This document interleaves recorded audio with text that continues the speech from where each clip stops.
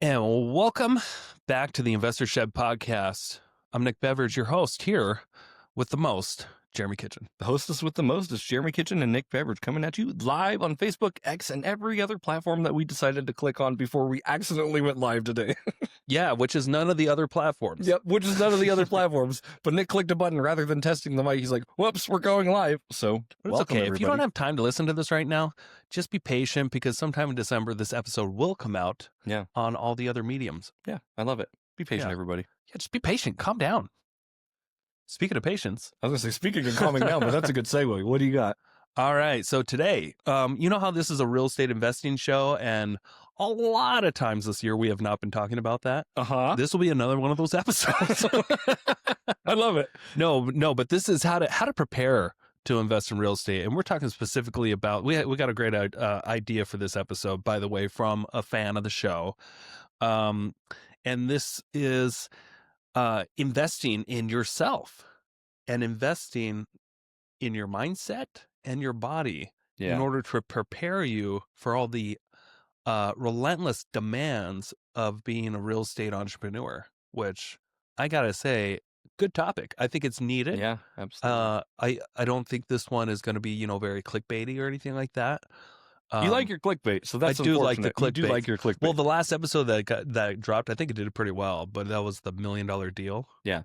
That was a clickbaity title, but it was worthy of that clickbaity title because we talked about a deal that was netting us $1 million. So, this will not be one of those exciting episodes, everybody. I'm sorry to hear. Yeah.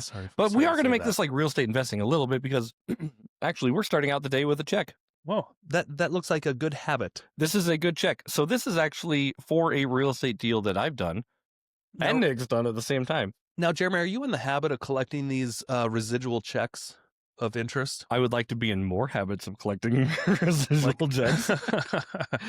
Okay. Because, a lot of this is about habits. And right now you have a habit of collecting money. I do have that sounds very weird. Like, but you set this up. My friend Jeremy who has a habit of collecting money. Like, I'm not that pretentious. So calm down. We made a deal and now I'm cashing the check for it. That's right. You want to share about that? Yeah, so we've talked about this before. This is the deal that I'm doing out of my 401k for Nick Estates, actually, to work on a couple flip properties. So that interest came from one of my companies. Yep, the interest came from your company, which is a write-off for you. And I'm just a manager of that company. You're a manager. I'm a manager of this. I was making a decision on behalf of that company to go ahead and pay interest on that loan that I got from you to do a project. This is not my check. This is the Ginger Snap Media Retirement Plan Trust check. I'm just the manager. I didn't do anything. You're just the manager. I didn't fucking do this. You just got to sign and deposit on behalf of that company. Right, exactly. And so that check for you, obviously, like I said, what we did with that is I floated $13,000 to Nick for like a loan to work on a couple of his flip projects and just to kind of keep him a little bit more liquid. Mm-hmm. We didn't really have like a plan with it because the plan that we originally had didn't quite pan out. So I kept the money anyway. Yeah, and I'm like, well, we already made your request. Yeah. So I was buying a house, and the sellers did not show up to closing. But I already had all the funding in place. The lenders they sent their money. I signed on the deal. The sellers did not show up to the closing. So we had this funding sitting there by you and another investor for the house. I ended up, after a couple more weeks of the seller delaying us and pushing us off, for the main house, I told the lender, hey, why don't you go ahead and take your money back and I'll pay you interest. Typically you don't pay interest on a house that you don't close on. Right. But I felt, I wanted to keep in a good relationship with this lender because they already sent their funds and it was sitting there out of their accounts for a couple of weeks and just never got used. So I think I lost $1,100 or so, but I'm actually still under contract on that house. It's just sitting in escrow and with extensions until the seller actually never had a house to move into. Yeah. And that's why they weren't showing up to closing. Yeah. Communication's been horrible. Yeah. Unfortunately, I'm not talking to those people directly. There's people in between. Sure. But whatever, we've moved on. Yeah. communication's horrible with an investment deal. That's like pretty typical, by the way. Pretty typical. Like, a lot of these problems, or a lot of these properties are like problem properties, and the people don't know how to actually do this stuff. Yeah. And their pain point needs to either be high enough, or they just need to get lazy enough to either do or not do the deal. Yeah, and communication is like 90% of what we do as a real estate entrepreneur. Yeah. But how do you prepare yourself for this kind of communication is what we're going to talk about. Yeah. Actually spending money, actually spending time and effort into pouring into yourself so that you will have the energy and the wherewithal and be able to make the right decisions quickly. Yeah. In this wild real estate business. It's like the Wild West out there. Yeah. So the first thing I'm going to recommend is that you make yourself a schedule of what you're doing 7 days a week. You start implementing something if you're not already, like Google Calendar. I love. Oh man, love Google Calendar. I would be so lost without my calendar. Like without something to keep me accountable for my appointments, I would just be like the most sporadic person you've ever talked to. Right. Same. And I went so long in, starting a real estate business, not using some sort of a calendar and kind of winging it every day and trying to schedule stuff throughout the day as life happened, instead of setting a calendar and making my life revolve around the calendar, which makes things, in my opinion, so much easier to deal with life. I think it's especially easy. Makes it easier being an entrepreneur. Like if you have a normal 9-to-5 job, like you just go to your job and then you come home from your job basically. And that's actually why so many people are successful at being an employee, because they know what their schedule is. They don't really have much say in what their schedule is, and they have to show up or they get fired. But one of the best things you can do as an entrepreneur is skip the whole mindset of, most people get into like real estate or something because they want the freedom of their schedule to do whatever they want. Yeah. And that will most of the time inhibit them to get what they want, because they're all of a sudden not a slave to a schedule. You don't have to look at yourself as a slave to a schedule, but just something that will guide you throughout the week where you don't have to put much thought into it. Like, for instance, right now, Jeremy and I didn't have to have a previous discussion or agree to meet here today. Right. In fact, we did that one time years ago. Yeah, I think we've been recording every Monday and Friday for a couple years now, it feels like. Yeah, so we were at Denny's and we decided how can we be more consistent about, because I was doing the podcast on my own and you were helping me edit it. Yep. And then I took almost a year off because I was not in control of my schedule. Yeah. And I just and I didn't have it on repeat. And that was purely why in, 2021, I think, is when we took almost a whole year off of the podcast. Yeah. Because I didn't have it in my calendar on repeat. Right. So that was one of the first things we did in 2022 was, hey, why don't we have the goal? We can't always make it to a podcast. Something sometimes comes up or on vacation or whatever. Jeremy usually cancels. We want to pump out.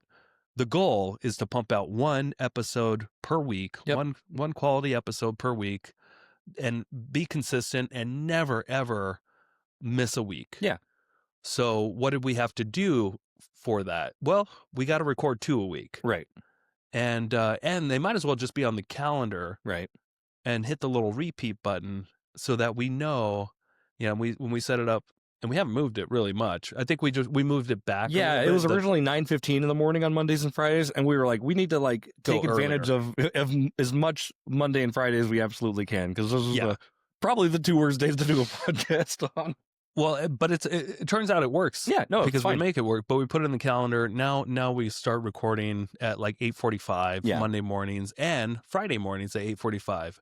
And sometimes when life does get in the way, we can cancel one of these. But by recording 2 of them per week, it only takes a few weeks to all of a sudden have a plethora of surplus of episodes. So we did it in a way where, hey, if we needed to take a whole summer off. I remember the first year that we started. Yeah. I think we started in a late fall or something of 22 or something like that. Yeah, somewhere around there. And then we just recorded all the way till spring, 2 episodes a week, and then we had 4 months worth of episodes that we can take off, and we took the whole summer off, I think, and we still had an episode going out every week. Yep. But it was the fact that we started with the calendar. Yeah. That otherwise this would have never been possible. Do you ever work with like real estate investors or real estate agents who just like clearly don't use a calendar? Yeah, sometimes it's insane. Yeah. Isn't it like weird that people like function that way still? Well, they don't get much done, Right. in my experience. You may think somebody that's not a slave to their calendar that can just get out there and work will get a lot more done, but it's not true. Yeah. I think consistency really matters. Yeah, absolutely. So the podcast is just one example of something that's just on our calendar that we just know we have to show up to. We don't have to think about it much. Yeah. The only time we have to think about it is if for some reason we have to cancel. But it has enabled us to be consistent about pumping out an episode, 52 of them a year. Yeah. And we've never missed a week, even though sometimes we've missed weeks that you don't see. Right. But because we intentionally put it on the calendar one time on repeat, Mondays and Fridays, we knew what we were doing that morning. Yeah. It didn't take long until we got in the habit of like, no, this is just what we do. Yeah. And you can do that with more things. Yeah, it doesn't have to be just one thing. And what's really helped me, you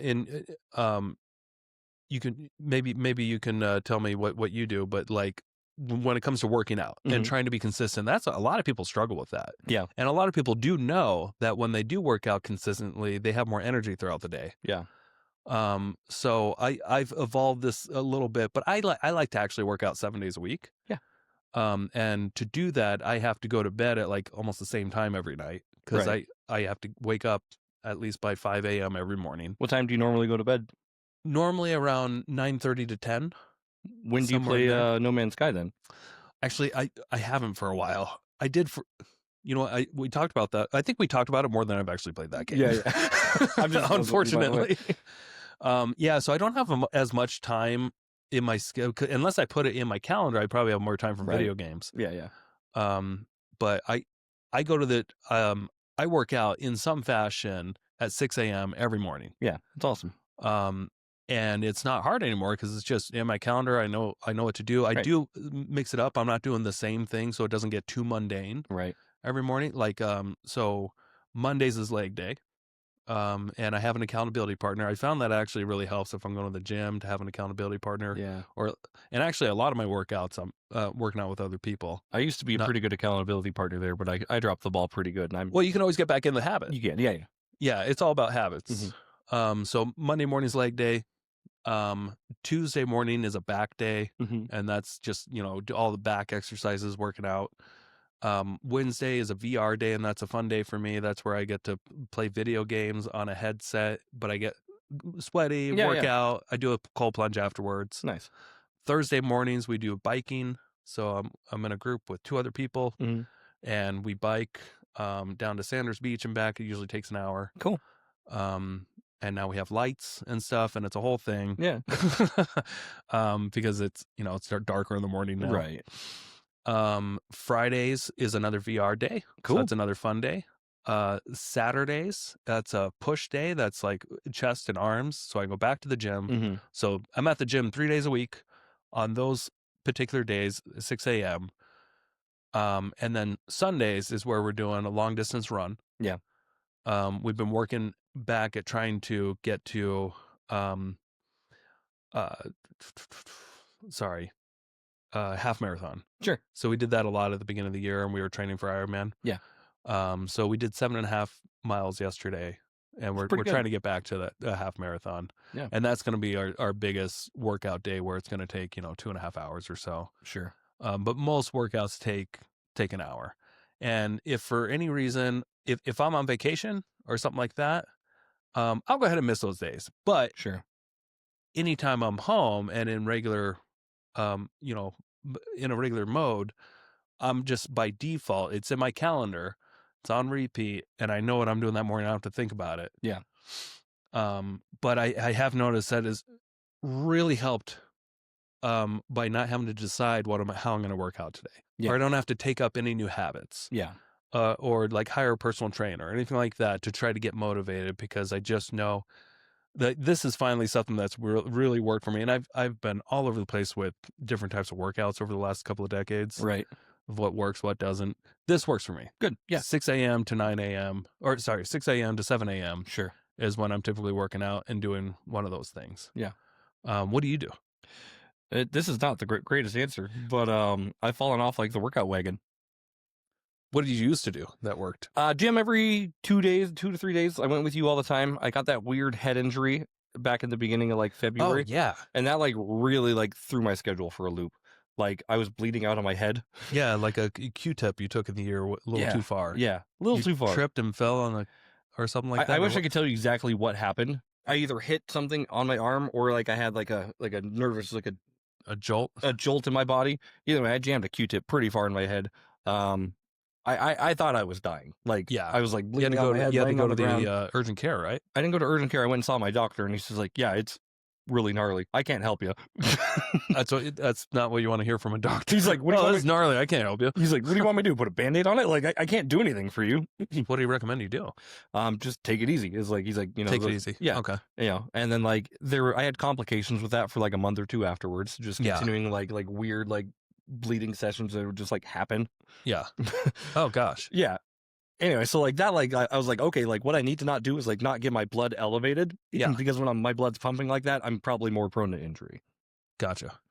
With that happening though, obviously I've got an almost 2-year-old. I don't want to make these excuses. I'm just telling you how my life has been, of course. And that I could totally relate because I've had 2-year-olds twice. Yeah. They do demand a lot of your attention. When they're at that age, it is really hard to be consistent working out at a certain time in the morning because you're usually on their schedule, not yours. Right. We're doing a lot better now because now like Quinn will like she kind of plays and does her own thing, or she'll like lift her little 1-pound weights with us. She's getting better. That's cool. But with Ginger Snap being as chaotic as it was this year, I didn't have like a set routine. Most of the times I just keep some 15s and 25s by my desk. Yeah. And like while I'm importing photos, I'll just go into the other room real quick and do some shoulders and I'll do some abs and I'll do some plank.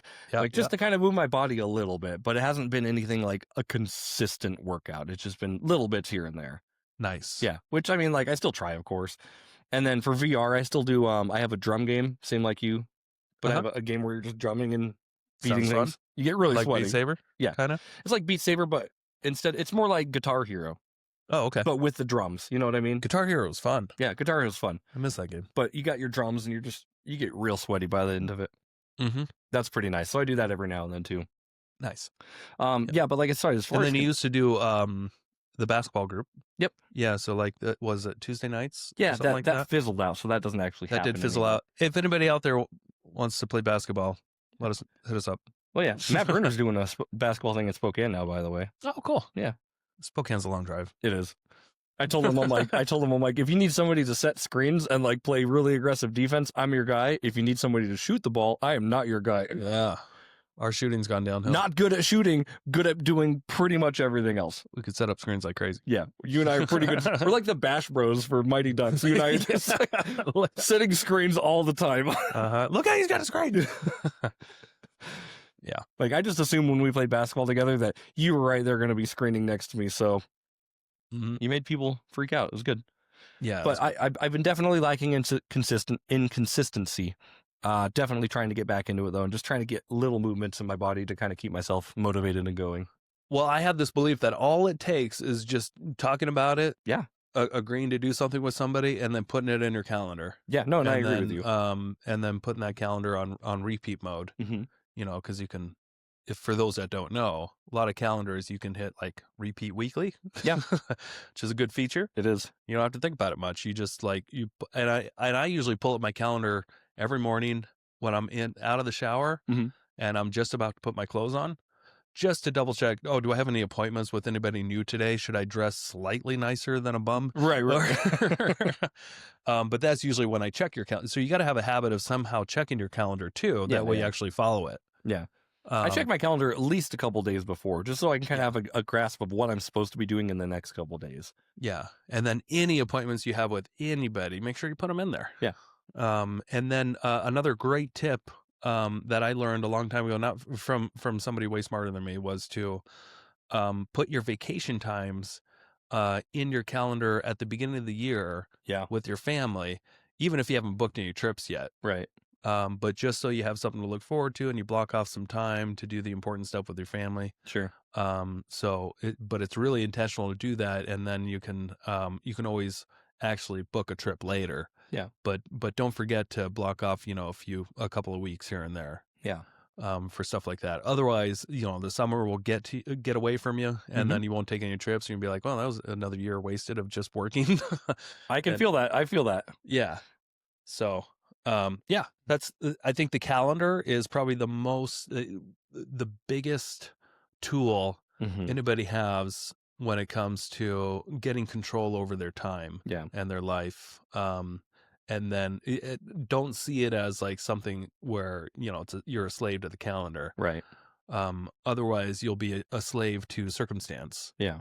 If you don't follow one, in my experience. Right. Other people may see that differently, but I don't. And what I like about it too is it allows you to have the flexibility to say no to things too. Sure. Right. Because I have something already booked. Oh, I've already got this booked. Right. And even if like somebody, like I've been trying not to be like, oh, I can fit this in here. Right. Because a lot of times people are like, oh, I need photo shoots here. I'm like, well, I unfortunately can't, like with the drive time and where I'm at and how long this will take. I don't have enough time to actually physically take care of you in the right way. So what we can do is the next day. Right. Hey, quick commercial break here. Thank you so much for listening to this podcast. I really do appreciate it. If you want to give back, let me help you buy a house, or I can help you sell a house. It's the only way I make money when I'm not investing in real estate. I don't make money on this podcast or the events I do, but I do make money only when I help people buy and sell houses. So if you're looking for your next investment and you're here in North Idaho, I want to help you personally. If you are not in North Idaho, I can still help you out. I have a vast network of referral partners all across the country, and I can find the right real estate investor savvy agent for you so you don't have to. It doesn't cost you a thing. Thank you for your support. Back to the show. Yeah. And just being honest with people, like I don't have the capacity to fully give you what you need with this meeting. So I would not be able to handle it that day. Right. Yeah. So if you're out there, if you're a newer real estate entrepreneur, or you want to do it in your spare time, please make sure that you're scheduling time with yourself, but you also got to schedule this work too. Work's got to happen. If you don't know what to do, you got to still block off an hour or so a day sometime to focus on building that business. Yep. So, I mean, an ideal time, depending on if you already have another job or not, but let's say that you do have an office that you can go to. Let's say you got a job at a real estate office or something like that, and you're an agent, but you also want to do investments. You should have on your calendar, from 10 a.m. to 11 a.m., I'm just looking at investment opportunities. Yeah. And for the last, 15 minutes of that, I actually want to submit an offer, a low ball on something. And if you just make that habit, it's in your calendar, it's something that you do every day and you start getting comfortable with it. Yeah. Eventually you won't have to think anymore about making offers. It's just a routine. Okay. I'm looking at the MLS. Yeah. I'm analyzing a few deals. I looked at I'm on some wholesalers lists. I'm looking at their stuff. And I'm going to make a quick offer before the end of this hour. Right. And just see what happens. And if nothing happens, great. I'll try it again tomorrow. Yeah. So make sure you're scheduling those habits that you should have to be able to get the results you want. I love that. And Alex Hormozy takes that like a step further. And then I think Grant Cardone takes it like 10 steps further. But like Alex Hormozy, he talks about like when you're scheduling things like this, put a timer right above your computer, right? So like if you're going to work for an hour, set a timer for an hour. If you look away from that computer for more than 30 seconds, you pause that fucking timer. Yeah. Right? Otherwise, you're not actually doing the work because you can set that timer on and they're like, oh, I'm going to go make some lunch. And then, 40 minutes later, like, oh, it looks like I'm almost done making calls. Yep. No, you didn't make calls for an hour. You make calls for 20 minutes. Sure. So yeah, and that's just another way, like that's more of like discipline and like forcing yourself to get into these habits and really making sure that you utilize that time that you blocked off. Yeah. And better yet, sometimes you can I've had success doing the reverse of that. Instead of like a timer that counts down, I have a timer that counts up. Sure. That works too. And I have sometimes I get in the habit of everything that's in my head that I know I should or need to do. I make a list for that day. So if you ever come to my office and you see, I should have a sheet of paper on my desk somewhere with today's date on it at the top. And then just a list of random stuff. And it could be simple stuff like open mail, right? Go through emails. Yeah. Make a call to the Idaho State, blah, blah, blah, blah. Do all these random things that I know I've got to do right. and got to get done. And I shouldn't just, things that I can maybe put off for months at a time, but they're going to stick in my head. They do stack up very hard in your head. So I'm trying to constantly free up real estate in my head by putting everything on this sheet of paper that I need to do. And you know what? If I don't get it done at the end of the day, it just goes on the sheet of paper for the next day. Goes at the top of the list for the next day. Right. But sometimes what I love to do that actually works is I'll start a timer on my watch and I'll give myself a half hour or something like that. Or just see how quickly can I knock all this stuff down, or like, I remember once gamify it. Yeah. I remember one time I came in here and I had a mountain of things to do. I had like 57 emails to go through. I had like 17 text messages. I had a week's worth of work that I was kind of slacking on. Yeah. And I had all these calls I had to make. It was gnarly. A full page of things I had to do. And I remember it was consuming me for like a week or two. It feels like it eats me alive. Of like, I got all these things I got to do. And I keep pounding up. And I just sat down, I set my timer, and I just went to town as fast as I could. No quick little breaks, no bathroom breaks, no peeing, nothing.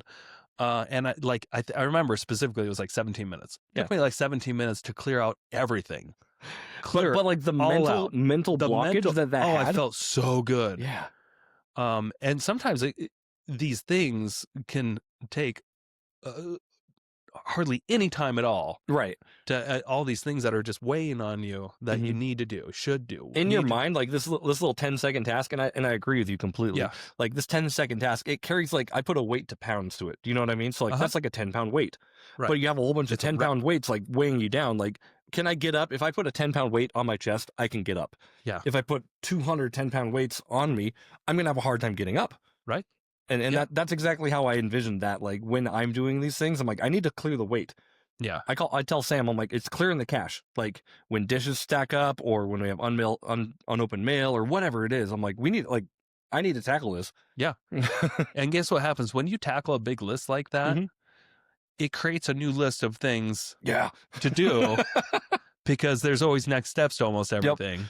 I always have like a pen and paper near me. So don't expect your problems to just go away. Right. Just expect new challenges every day, new problems, and anticipate that. And that's why you have to show up. Yeah. You got to show up to work. You got to have this time block to get your stuff done.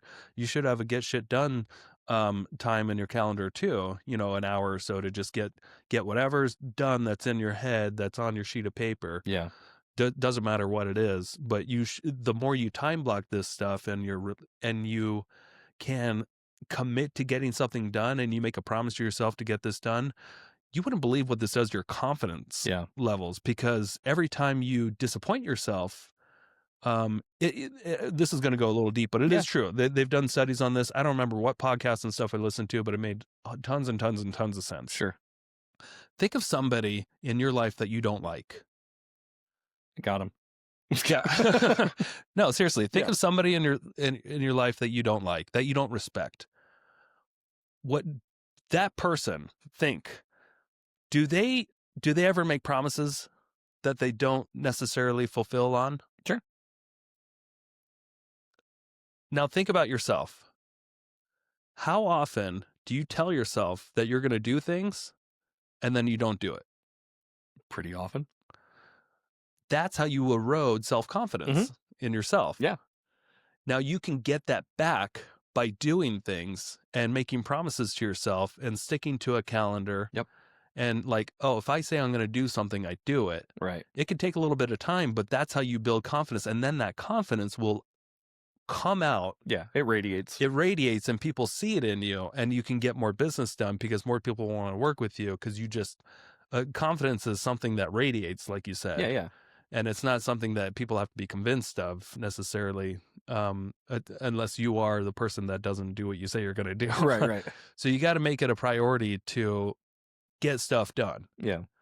As simple as that is. And the more you can compound and get stuff done on a regular basis, the more confidence you're going to have in yourself and the more confidence other people are going to have in you to be that guy that can just get shit done. Absolutely. If you're not that person, you're going to get less and less business. The business that you're going to get from people is people that don't really know you very well. And you have to constantly go out and market yourself and constantly meet new people instead of the repeats. Right. if that makes sense. Absolutely. I do like what you said, Nick, about, like when you check off a thing on your list, like you're not checking off the completed project. It usually leads to like a 1A, 1B, 1C, 1D, Yeah, right?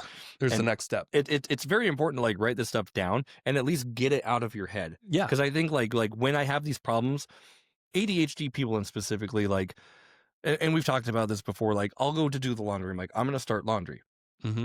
On my way to the laundry room, I'm like, oh, I see a dish here. I'm going to go do that, right? Yep. So then I do that dish. And then over here, I'm like, okay, it looks like we need dishwashing liquid so I can wash the dish. So I go to the store. Uh-huh. Yep. You know what I mean? Like my original task gets deviated from quite often. Then at the store, you see all these chips that you didn't know that were going to be on sale. I didn't now know they're on sale. Maui Dunning chips were going to be on sale. And then anyway, like it's important to write down what you actually need. And I keep a pen and paper with me, or at least my phone with me all the time. I've got reminders and to-do lists in my phone galore.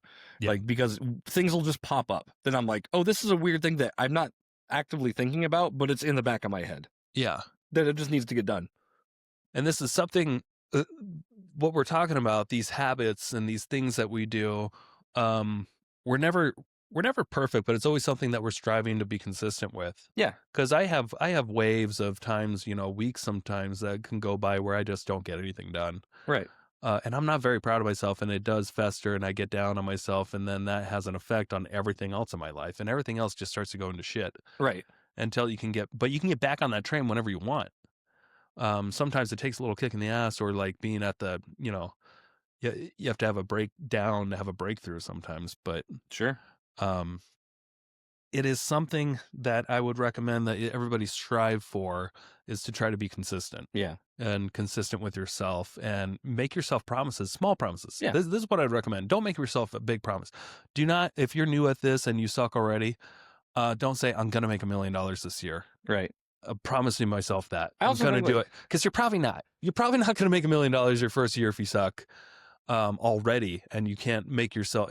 But tell yourself, I'm going to make 2 phone calls today. Mm-hmm. Is that going to be too hard? No, you're probably capable of more. But if you can tell yourself, I'm going to make 2 calls, that's what I want to get done. And if you actually do it, it's amazing. Yeah. The momentum you can start building upon that. Yeah, absolutely. Upon completing stuff. You can slingshot. I think they call it habit stacking in Atomic Habits, right?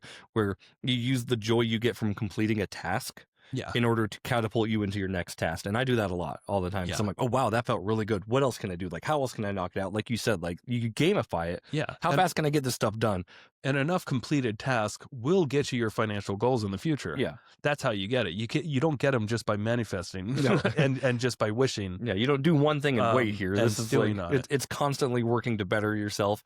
And like a calendar, like you said, is just one way we do that. It's the first step in the action. Right. The action is put it in your calendar. Yeah. If you ever want to get anything done, you put it in your calendar first, and then that dream becomes a possibility with a deadline. I think Tony Robbins famously says that, and that was one of the first things. Yeah, when I was a very young guy, and I heard him say that, like, dreams are just goals with a deadline. Yeah. Or once they hit your calendar. Right. Like, whatever you are dreaming about, whatever you really want, just go out just put it in your calendar, and then figure out what the action steps it's going to take to get there, instead of just dreaming about it. Yeah. Yeah. So is there anything that you've been dreaming about lately that you don't know how to get there? Good question. No, not at the moment. Okay. I mean, not that I can think of it, at least. I mean, I haven't written out my goals in a while, to be honest with you, either. You want me to share mine? Of course, lately? I would love that. So I'm building the cabin. Yes, I know you we've are. talked about that. I think I've spent $165,000 or so on it so far. Pretty much all the cash I made from flips this year. And I've run out of available funds. Okay. That are, and when I say available funds, I mean not attached to debt or anything like that. Just cash I had laying around. I didn't spend all my cash, but the cash that I had laying around that I could spend on enjoyment stuff. And I'm about halfway done with the cabin. Okay. And we're closing it up for the winter. It's harder to, the roads are getting muddier. It's hard to deliver stuff out there. So we're going to be done. We'll start again in the spring. Yeah. I know that I'm going to need at least another 120 grand to finish this thing. Yeah, at least. And it excites me to finish, just to have a place to go play Grand Theft Auto 6 when it comes out in May. How's the Wi-Fi there? I can. Well, there's no Wi-Fi yet. Okay. But it's a good cell reception. Good cell reception. Yeah, you've got TTS. You can get TTS. I can get. You can get Starlink anywhere. Okay. But I joke about the GTA 6. Yeah. I've always had a dream of like having some vacation property or a cabin somewhere. And that it's starting to become a reality. Yeah. But I can't just keep building. I've got to go make more money. Right. But now that I'm so far into it, I have a really good idea how much more money I need. Sure. And I can pump the brakes on it, and I can still have that as my goal. I want to finish it by the end of next year, 2026. So what is it going to take? How much money do I need to make per month or line up to be able to finish that on what schedule? Yeah. And that's what excites me. And I can take that, $120,000 goal of extra cash that I got to make, not just for living expenses and stuff, just extra cash to throw into that. So that's my next, thing that I'm excited about. That's awesome. And it's going to take, it's going to take a lot of cash that I don't have right now. So, but at least I can get excited about that, and I have something to look forward to. I'm putting it on the calendar, right? Because I know when the weather should be getting better to start on the siding now, and that kind of stuff. So, I guess question for you: how do you plan on making this cash? Do you plan on doing this with real estate investments like fix and flips, or do you plan on funding this with like your real estate agent business? Mostly fix and flips. Okay. I feel like my real estate agent business funds my life and my lifestyle and vacations, and pays the bills. Yep. The flip money is what I want to invest into. I know this cabin is not my retirement, right? But it might as well be. It's what it's a piece of it. Yeah. It's in your your revocable living trust, right? It is. Yes, it's in my trust. Yep. Good point. So I mean, I'm still creating value, right? And what really makes me want to finish it is I know how damaging it is to have an unfinished cabin project out there, because I've seen so many. Sure, I've seen so many people do this where they start a project on a property and they don't have all the cash, and then they just start moving furniture in before it's done, just because they kind of run out of cash, but still want to enjoy it. Sure. Still want it. So I don't want to get down that trap. And I don't want to start moving furniture in until it's complete. Yeah. I don't blame you one bit. And I know that's just going to take another, $120,000. Yeah. So that means I got to do, I think, 2 to 3 really profitable flips. Sure. And that's my plan of attack. So there's a flip opportunity at 11 I can go look at, that Easy Home Buyer put out. Nice. But I'm saying I've said no to probably 7 or 8 of the last opportunities I've looked at, just because it doesn't really fit my criteria. My criteria is getting narrower and narrower, as it should. As you've done this so many times, you learn what works and what doesn't work, and what kind of projects you want to actually take on. And good to you for actually listening to your subconscious say, like, this is not where I want to be right now. Yeah. There was I looked at one on Friday. In Rathdrum, another Easy Home Buyer flip. I don't know if you saw that one. I didn't actually. But it looked like the numbers could be doable, but the foundation and the floor plan were just not ideal. Yeah. I know they're fixable, but it's just going to take forever, become risky. Nah, I'm out of there.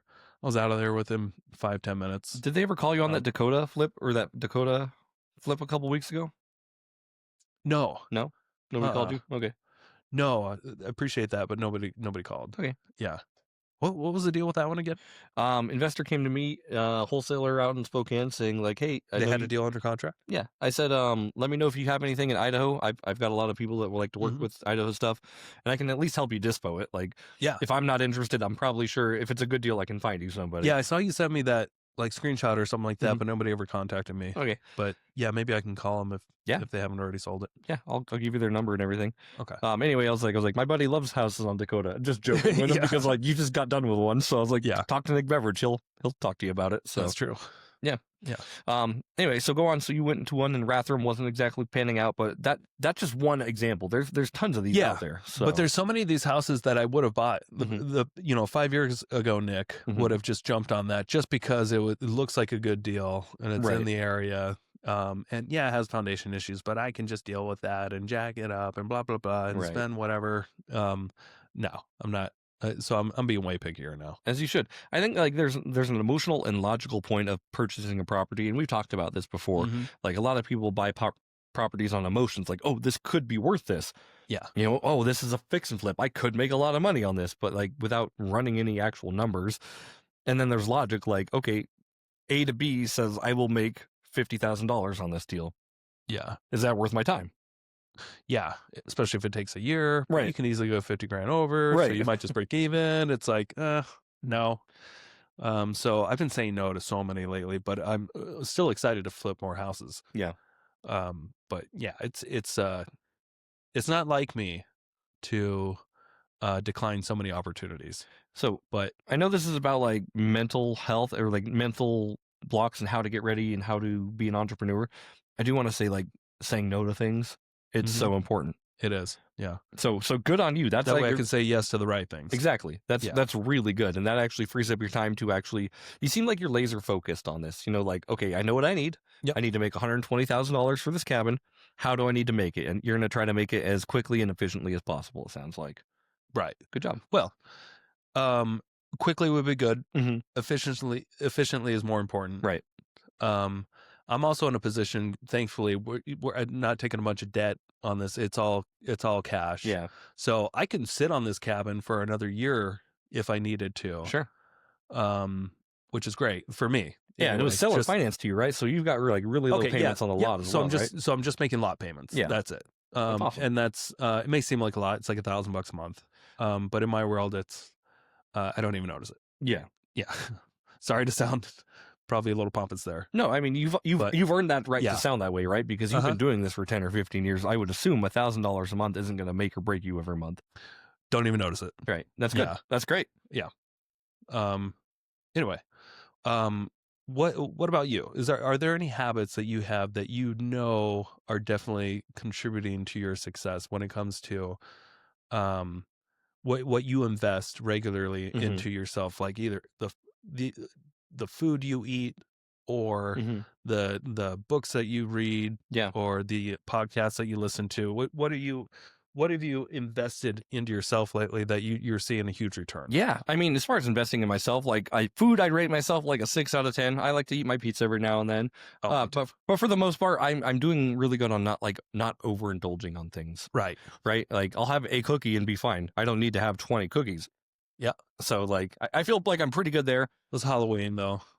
I actually didn't do that bad. Yeah. I had a couple pieces, but I was playing Monopoly with my daughter last night, and the bucket of Halloween candy was just right there, and ate a lot of candy. Yeah, that's okay.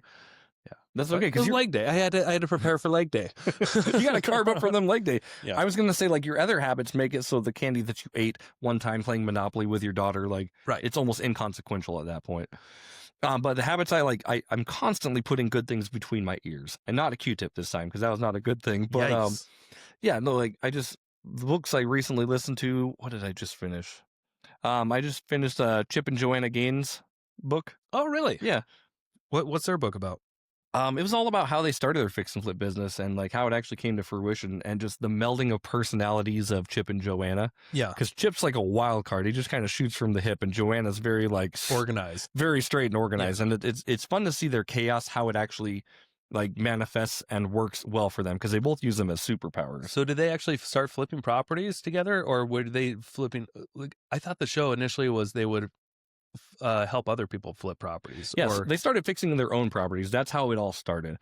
They talk about it in the book how like Chip bought this houseboat sight unseen. And he thought he was like surprising Joanna, like, I bought a houseboat and like sight unseen. It's going to be great. We're going to live in it. It's going to be so fun. And he got it and there's like holes and mold and like the whole thing. He's like, I got shafted on this deal. And like Joanna was so mad. Yeah. But that was actually the pilot for their actual show. Oh, really? Their authentic banter back and forth. How Chip's just like, it's fine. We'll figure it out. And she's just like, what is there to figure out? This thing sucks. Oh, that's funny. Anyway, I don't typically listen to a lot of biographies in that one, but that was Yeah. just a fun little. I wouldn't even say that's like not nonfiction or not helpful, because there's a lot of relationship advice in there too, Yeah. and a lot of advice of how to just like move forward through adversity. Like things can be hard, but you can figure them out. Yeah. Dude, the ultimate book on that. What that one guy gave us the advice to read that Shoe Dog book. Oh, I haven't read that yet. It was so good. Was it? Amazing. I've got it. I got to. Well, I listened to it on Audible. Yeah, of course. Got to I do it count again. that as reading, by the way. Yeah. Yeah. It was a long one, but it was good. It was like the guy's just going through torturous, business growth. Yeah. The whole book. Okay. Until eventually he's like a billionaire. Yeah. But it was like such a struggle to get there for decades. Yeah. And this is the Nike book, right? Yeah. Okay. It's the Nike founder. Was it Jordan, the Jordan brand, that actually ended up elevating them? No. No. No, it was other things before that. Okay. I think that really helped. Yeah. Because they were still not really known that well Right. when Jordan joined, but that was more towards that. Yeah, they didn't really get into the Jordan story at all. It was all before that. Yeah. But that was a great book about like kind of a biography on Cool. a business person. I'll put that one in the queue for sure. Like I've got like 700 Audible books, man. Yeah. Every time during Black Friday comes up, I'm like, what nonfiction books are on sale for $4 that I can just snag up, right? So I'll spend $100 on books every Black Friday because they run these incredible sales. You sign up for Audible November 1st. Yeah. You get the free trial. Do you have books in there that you haven't listened to yet? Oh, tons. Yes. Is that, if you had to guess, like a percentage of the books that you own on there, how many have you not read? I've probably not read like 60% of them. 60%. But I also read a lot of them. So like take that number for what it is. Yeah. But it's You just have a big collection. I just have a big collection of books. And then it's nice to have stuff for all of like, do I need self-help? Do I need discipline? Like I've got a lot of different books that cover a lot of different topics. Yeah. Anyway, what I'm trying to get at here is I'm constantly putting a nonfiction book in my head or in my sight. Yeah. That's right? good. Yeah. Because I think like every now and then I'll read like a fiction book or a sci-fi book and I just feel mushy. Yeah. Yeah. You're being entertained rather than inspired. I don't feel sharp. I feel like I'm like binge watching a show. Yeah. It does something to my brain too. Binge watching shows where I just, it puts me in that state of momentum of not doing anything, versus, I don't feel very inspired or anything like that. Right. Except when I watch like a documentary or something like that. Like Arnold's documentary on Netflix was probably one of the more inspiring ones that I've seen. Watched it. I do like Arnold though. I got a lot of respect for him. Yeah. Yeah. And then another thing that I invest in too, other than just, podcasts and stuff regularly, food. Yeah. But good habits. And we spend a lot of stupid money on these little packets, these hydration packets, the LMNT, like little salt packets. I think they're like over $1 a piece. Sure. And it's the first thing I do when I get up in the morning. I come downstairs and I fill up this 32-ounce glass water and mix one of the salt packets. Because apparently they're the best on the market that get you hydrated and have, potassium in it and all that other stuff that your body kind of needs to get going. You know potassium is a metal? No. Did you know that? I did not know that. Did you know calcium's a metal? Well, so they grow in bananas too, huh? Metal bananas? Some potassium, you get them. But like the element itself, potassium is a metal. It's a I didn't know that. Yeah. I learned that from No Man's Sky. No big deal. Right on. I got to a planet and I'm like, that's a potassium deposit. Yeah. But anyway, we'll invest in that. And then like when I came home from the gym, like I spent $62 on protein the other day at Costco for a bag of 80 servings. And I had 2 servings of that right after the gym because it's going to help your muscles recover. And it's actually for your macros. That's 50 grams of protein off the 150 or so I need to 200. Sometimes I need 200 in a day. Depends on how much action I'm doing. Right. But that will, that's not the cheapest thing either to do those habits. And then eating meats and having a full, not just eating Taco Bell. Right. I used to, when I first got into real estate, I did not drink as much water. I drank a lot of gas station cappuccinos. Yep. that were I just was full of guilty. sugar. I Yep. didn't know all this, and I didn't realize how much I had so much less energy back then. Mm-hmm. And I did not get as much done, even though I worked my ass off. But I didn't drink enough water. I was mostly drinking these high sugar gas station coffees because I can get Or refills for like sugary 50 energy cents. drinks. Yeah. Yeah, for like the cappuccino machines, that Yeah, is yeah. it's just sugar coming out of it. Yeah, it's not even coffee. It's just like sugar water. And then I would eat either Taco Bell or Subway. Mm-hmm. So I looked malnourished. Sure. Didn't know it at the Right. time. And got a lot less done. Because I just didn't physically have the energy in my mind and my mindset to just do more calls and like Right. talk to more people and just it's amazing, these, even though we spend a lot on food and stuff, the return on investment that I get Yeah. to be able to do more deals. Because back then I can only do, 10 deals a year Mm-hmm. when I first started, and that was super hard for me. Yeah. And kept me super busy. Now I can do 10 deals in about 6 weeks. Yeah. And it's easy. Okay. Plenty of energy for more if I needed. Plus, and that doesn't even include flips and all the other businesses I got going on. Yeah. That was just being an agent. That's all I can really handle. And it was just looking back, I'm like, holy crap, I'm just thankful that I invest all the time, energy, and money into like mindset and body these days. You know what's funny? Like you mentioned, like that protein was like $60 or $50. Yeah, That's not that expensive. it's not. And like, think about this. Like, how much? But How much not- does a pizza? How much does a pizza cost? $10 to $20. Yeah, 10 to 20 Yep. bucks. So if you feed your family with, say, like 3 pizzas and some breadsticks and some wings and maybe a Yeah. dessert, there's like $70 right there. True. You know what I mean? Plus like, tips, right. all that stuff. It's like $50 for protein that's going to last you. I don't know how many servings that is. 30, 80. 80. Dude, that's like less than $1 a serving. It is. But sometimes I double serve. Well, it just seems like a lot when you're going. You're just grabbing a bag It of seems protein. like a lot because it's in one big. Not many thing. people are like willing to just throw down like, dude, $63. Jeez. Yeah. But it is an investment, and but people will easily, buy a Red Bull or two a day and spend $6 or $7 on those. And then by the end of the month, they haven't done the calculations, but they've spent, $280 on Red Bulls. Yep. When you could just, maybe get this energy, this amino energy that costs $40 and it will last us a month and a half. Well, that's what we talked about. Like when You I know. quit energy drinks, I'm like, dude, I'm doing one of these a day. At minimum $3 a day. And I'm guilty still of drinking energy drinks. It's my bad habit. It's my smoking. Yeah. Here and there, and I don't do it every day. I've been doing them every now and then. I got back into the habit a little bit, but it's definitely not every day. Yeah. But like I was spending almost $90, $120 a day on energy drinks, or a month on energy drinks. I don't ever feel guilty about it unless I'm doing it, unless I'm drinking like 2 a day. If I'm getting to the point where I'm just like, it's a habit and 7 days a week, drinking 2 a day or something like that, then I start feeling horrible and my body starts shutting down and all that stuff.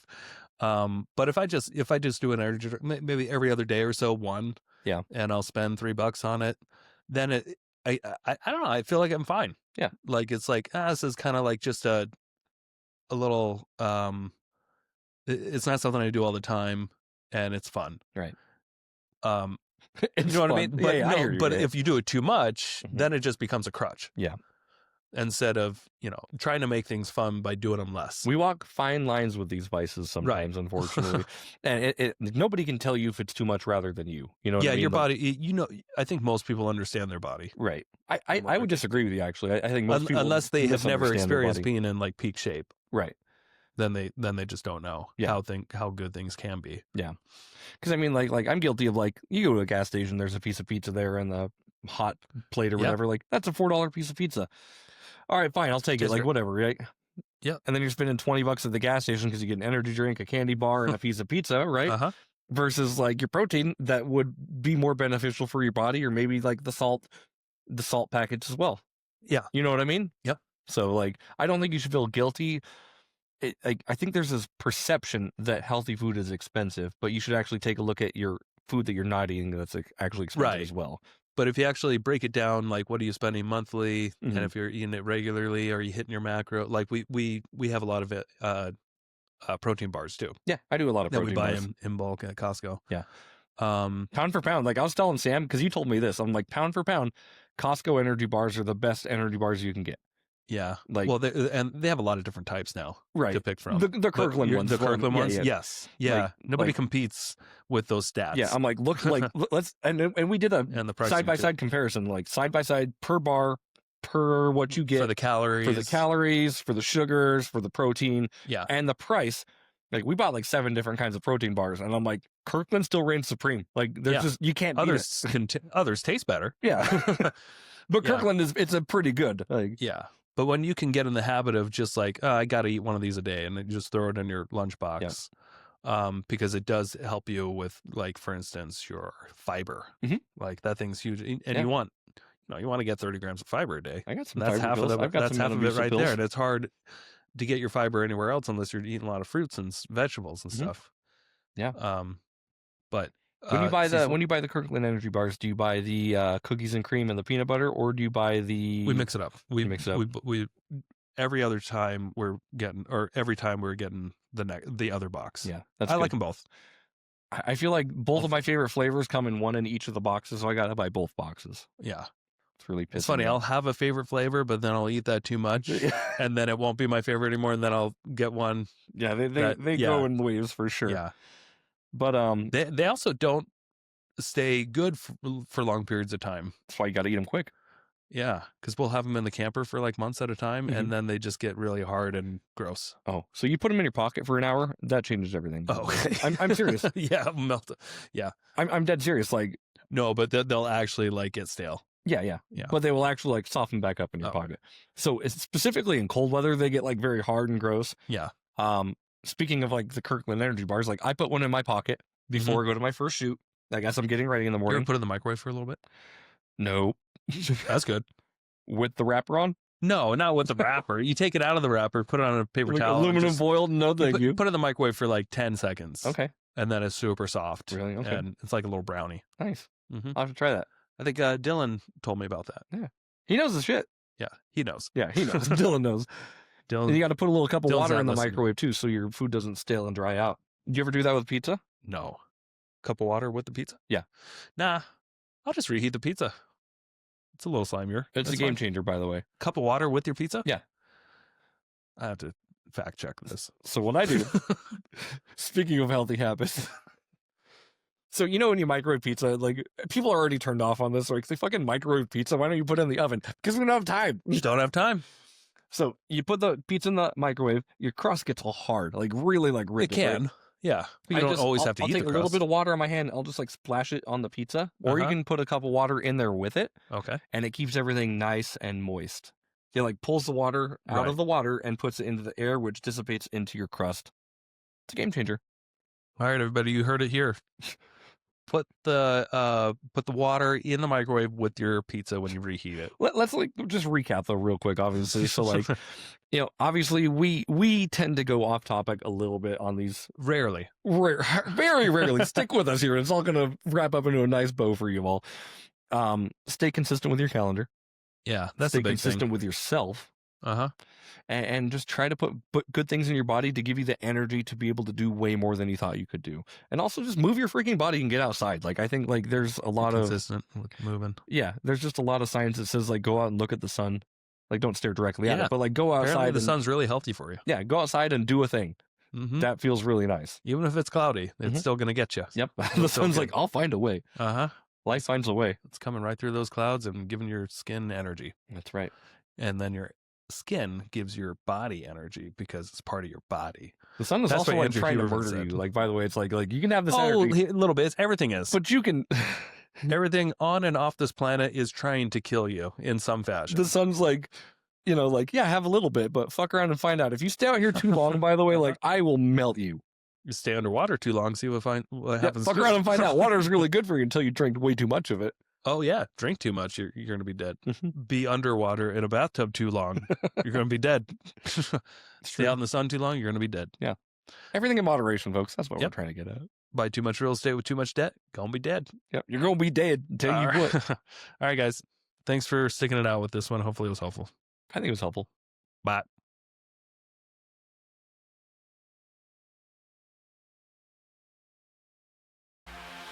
Thank you so much for checking out the Investor Shed podcast. If you enjoyed your time, make sure to leave a 5-star rating and review on Apple Podcasts and Spotify. Follow along on YouTube, TikTok, and Instagram at The Investor Shed for shorts and promos about each episode. Do you want to be a guest or know someone who has great real estate investing advice and stories? Reach out to us at theinvestorshed@gmail.com.